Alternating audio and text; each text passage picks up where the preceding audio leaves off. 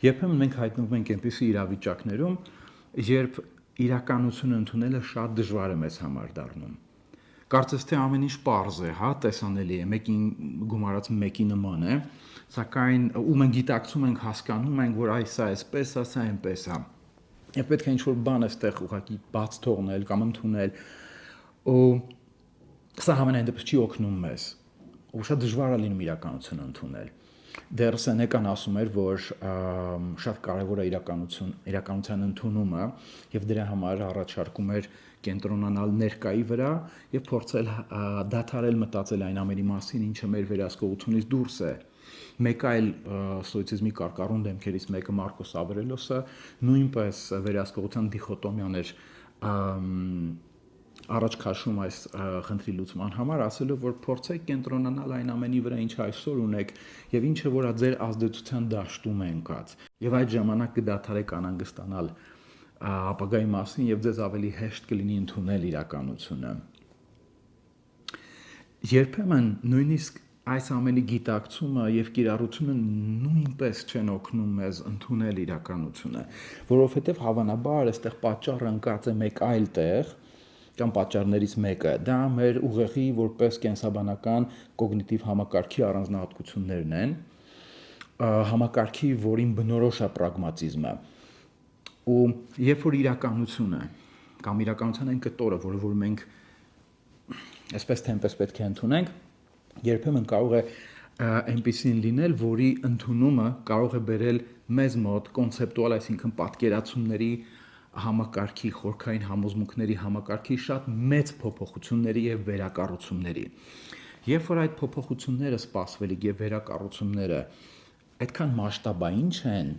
մարդուն ավելի հեշտ է ընդունել իրականությունը։ Ընդ որում իրականությունը ասելով դա կարա լինի հարազատի կորուստ, հարաբերությունների կորուստ, սեփական սխալների ընդունում, տարբեր քաղաքական, կրոնական պատկերացումների հետ կապված ինչ-որ փոփոխություններ, սակայն որքան որ իրականությունը ավելի շատ խորքային համոզմունքներ եւ պատկերացումներ է ներառում, այսինքն որքան շատ պատկերացումներ պետք է արդյունքում փոխվեն եւ շոշափվեն, այդքան ավելի մեծ է լինում դիմադրությունը մեր ուղեղի կողմից եւ այդքան ավելի շատ է դիմադրում ուղեղը, որպեսզի չգնա այդ քայլին։ Ուղեղը դիմադրում է հաճախ այն պատճառով, որ այդ վերակառուցումները ու փոփոխությունները խորքային համոզմունքների մակարդակում,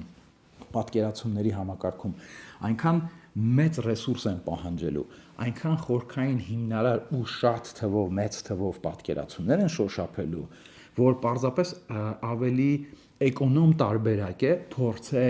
փորձել իրականությունը վերափոխել կամ փորձել բաց չթողնել այն, ինչը որ պահպանում էր ու կարծես թե համահունչ էր նախկին ունեցած պատկերացումներին։ Սա է հաճախ պատճառը, որ մարդիկ բացահայտ իրականությունը չեն ուզում ընդունել կամ կարծես թե չեն կարողանում ընդունել կամ կարծես թե չեն տեսնում։ Բոլոր նման դեպքերում մեր ուղեղը պարզապես դիմադրում է, որովհետև այն ռեսուրսը եւ էներգիան, որը ինքը պետք է ծախսի այդ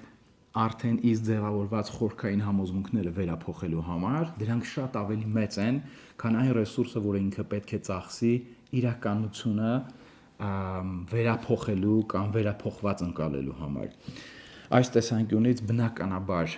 առողջ ու կառուցողական տարբերակը իհարկե վերափոխումն է, իհարկե իրականության ընդունումը, բայց դրա համար մարդ պետք է պատրաստ լինի։ Եվ նման իրավիճակում բնականաբար առաջին բանը, որ կարելի է փորձել դա անհատական հոգեթերապիան է, որի ընթացքում մասնագետի հետ հնարավոր կլինի այդ ամեն ինչը հասցեավորել, քննարկել, աշխատել, որպեսզի այդ գործընթացը հնարավորինս փափուկ, եթե կարելի այդպես ասել, եւ անցնի եւ տեղի ունենա։ Սակայն պետք է նկատի ունենալ բոլորովին նորմալ է, որպեսզի այդ գործընթացը լինի նվազագույնը դիսկոմֆորտ։